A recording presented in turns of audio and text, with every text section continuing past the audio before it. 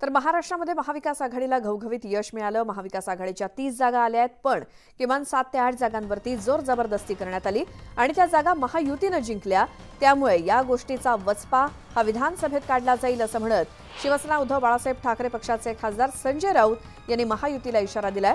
त्याचसोबत एनडीएचे सरकार टिकणार नाही, 4 मंत्रिपद दिली तर भाजपला काय मिळणार असा खोचक सवाल राऊतांनी विचारला। महाराष्ट्रामध्ये महाविकास आघाडीला अपूर्व यश मिळाले,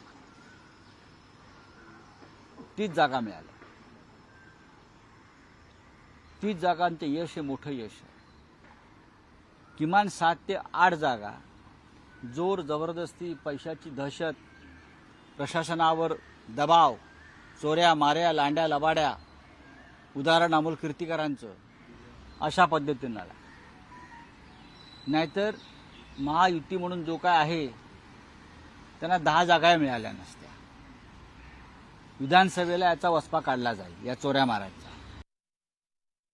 4 मंत्रिपद, बापरे, मग भाजपला काय मिळणार? मी काल म्हणालो की त्यांना कदाचित जे उरलेले आहेत किंवा इतर त्यांचे जे निवडणूक पराभूत झाले आहेत त्यांना परदेशात हाय कमिशनर वगैरे नेमलं जाईल। मी काल म्हणालो ना, शक्यता आहे, एवढे विद्वान लोक आहेत, त्यांना साऊथ आफ्रिका, टांझानिया, नायजेरिया वगैरे वगैरे, अमेरिका, कॅनडामध्ये त्यांना म्हणजे आता प्रत्येकाला सामान घ्यायचं म्हटल्यावरती त्यांच्या कार्यकर्त्यांना आता अमेरिकेत हाय कमिशनर वगैरे नेमलं जाईल हो।